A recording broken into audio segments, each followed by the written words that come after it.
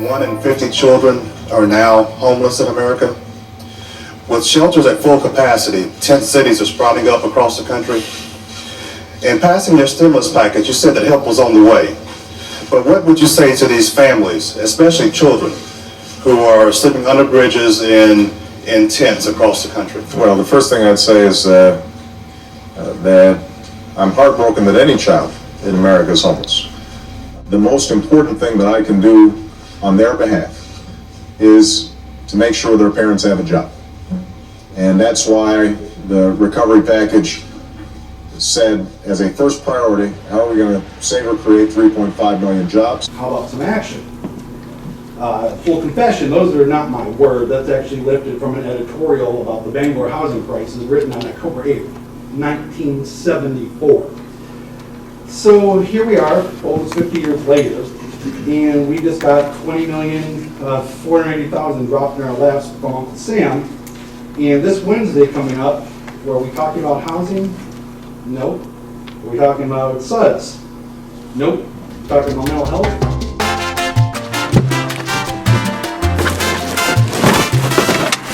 So, giving a guy a ride to the Redemption Center.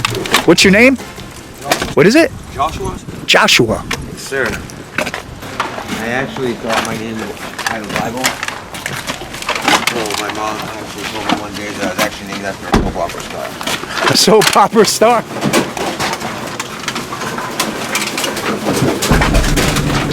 The whole architecture. Holton's like that too. Up north, Holton is. Holton? Holton, yeah. They have a lot of the same. I don't know. I get the same feel up there as I do down here sometimes. How'd you get to be homeless? Well, me and my ex, we bought a trailer out in Greenbush. Everything was cool. We ended up fighting.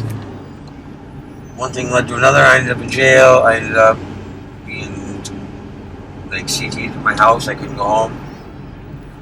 And I stayed in town for a little while until I ran out of options there and got drunk one night. Fucking, all I remember is getting led to a cop car, and she take a right, and she didn't fucking bring me to jail. She brought me to the Main Street shelter and dropped me off. And ever since then, I've been in Bangor, homeless. Is it getting cold out there? Hell yeah, it is. It's cold as shit at night. That's what I was talking about with the laundry, man. Because, like, for real, like, everything's wet. So, like, if it doesn't get dry during the day, like, then... Or your shit got wet during the rain? During the rain, like... Past couple days? So, like... and if it doesn't get dry during the day, then you're dealing with wet, cold, and, like, it coughs like I got, and it gets worse. Are you using drugs? I mean, I self-medicate, yes, but Yep. I mean, I'm always going to be an addict. Are you getting the fentanyl? Is the fentanyl around? Not on purpose, but fentanyl's been around for a long time, man. Like, it's not a new thing. Right. It's just new to people that don't know. Fentanyl is 100 times more lethal than morphine. And morphine, the main ingredient in heroin. With poison in it, but attractive to the eye and soothing the smell. Poppy. Papaver somniferum. Opium has been used throughout the ancient world for its medicinal and hallucinogenic properties. Blue lotus, Nymphaea caerulea. Blue lotus has a porphine, which is a dopamine, healing in Egypt for thousands of years.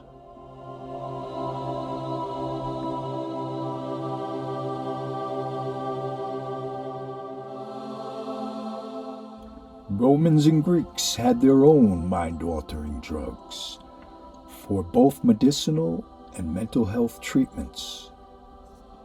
Having its roots in ancient Sumeria, 2100 BC, for its surgical analgesia properties. China had its own struggles with opium addiction, fighting the first opium war against an empire. Corporation and government collude. The East India Company were trafficking drugs into China. The Qing dynasty banned the trade of opium in China. The East India Company brought in the British Empire. Opium was most lucrative for Britain. A corporatocracy of 1842 ceded Hong Kong Island, and the empire continued the opium market in China. Because people are dying from it. Well, people die every day from a lot of different things, man. The only difference is now y'all are shining a light on it. Drugs are menacing our society. They're threatening our values and undercutting our institutions.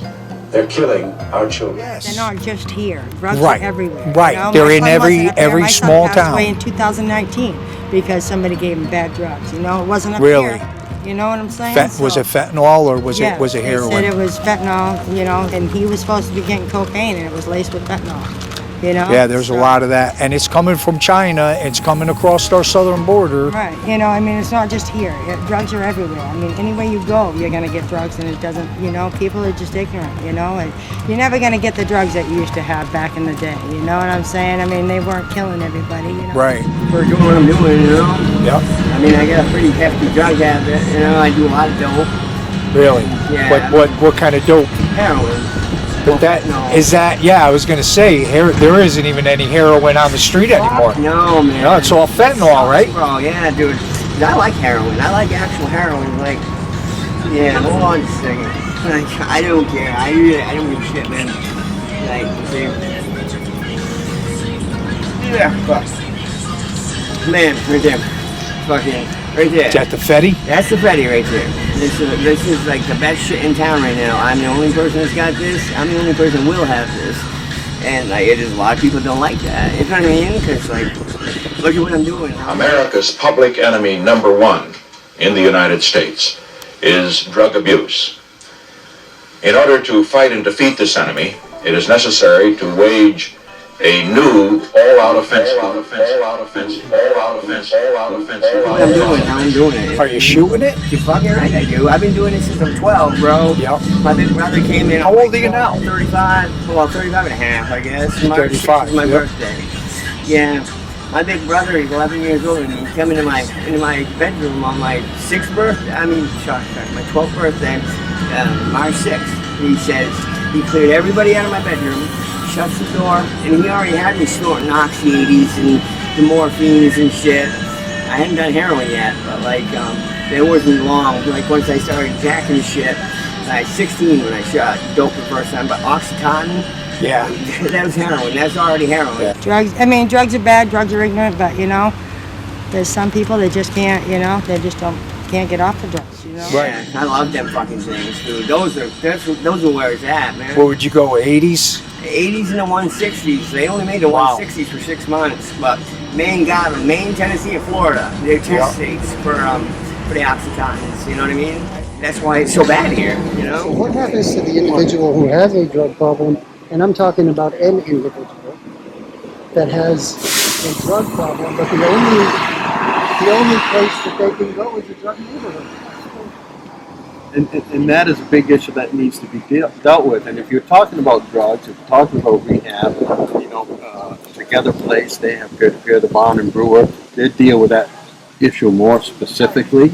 But it's a common thing. If you're a recovering addict, if you want to recover, you need to be away from the drugs. You need to disown everybody. I mean, I was clean for over a year, and then, I mean, I lost my mom, my dad, my son, all in a year's time.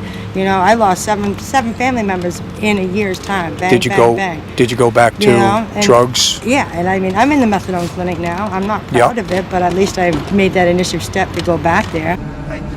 I don't really play well with others, like, so getting a job is not really like a thing. It's really that obtainable. I don't have much of a story, but I see you lost a leg. What happened to your leg? oh, diabetes. Diabetes. Yeah, I had a diabetic ulcer on the bottom of my foot. 7 months of that, and it just wouldn't heal. And How are the people here at the encampment? I've known Pretty friendly. Yeah, Yeah, we all get a bad rap because most of us are drug addicts or whatever, you know what I mean? So the society doesn't like us because of that. So we're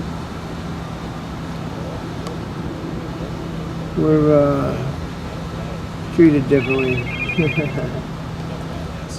New laws to punish them, new agents to arrest them, new prosecutors to convict them, and new prisons to hold them. Vice President under Reagan and ex-CIA, he would have been in direct contact with those involved in the Contra affair, the CIA's guns for drugs and support for cartels.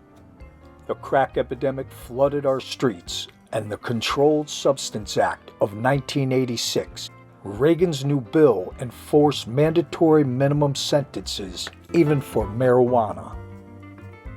How did our laws go from being so strict to city streets becoming an open-air opium den? All this going on across from the Bangor police station and in front of the Bangor Public Library.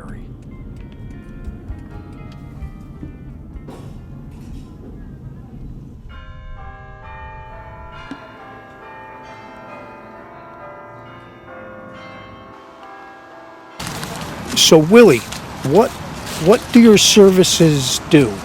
Yeah, so we're a full service syringe services program, and what that entails is we provide clean, sterile syringes for people who inject drugs, right?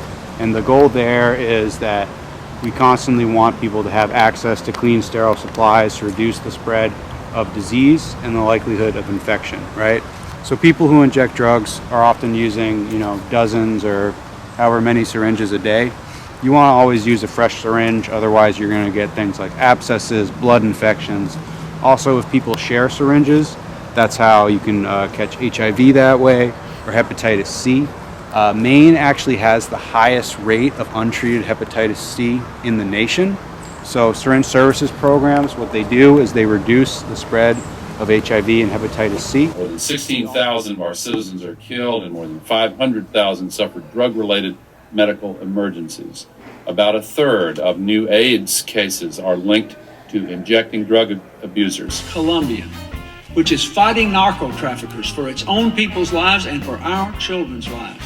I have proposed a strong 2-year package to help Colombia win this fight. I want to thank the leaders in both parties in both houses. As we've seen in Colombia. Here in America, the enemy is already ashore. And for the first time, we are fighting and losing a war on our own soil. Every president for the past 2 decades, Democrat and Republican alike, has declared war on drugs. And each of them has lost that war and lost it miserably. They lost because they attempted to deal with only part of the drug problem. They lost because their initiatives were pulled apart by bureaucratic squabbling among their advisors. They lost because they always did too little and they did it too late. Yep. From what I understand, there's 2 drug houses, right? Right there next to the property. Yeah. And so they're saying, oh, why bring anybody here? Because drugs are everywhere, right? As new people move in, that's the reason for the drugs, or that's why the drugs are here, right? Or Bangor's trying to get rid of all the drug addicts and ship them to Bradford. They told me that. Bangor's not trying to ship people out, right? The other towns are shipping people into Bangor. Why? Because Bangor's a service center. We propose to add up to $175 million to seek a far-reaching media campaign to get out the facts and shape the attitudes of these young people. We'll be seeking matching funds from the private sector for a total of $350 million, because this must be a shared responsibility. If a child does watch television, and what child doesn't, he or she should not be able to escape these messages. And again, let me say, I want to thank General McCaffrey for bringing this idea to me and pointing out how much we had permitted public advertising aimed at young people about the danger of drugs to decline over the last few years.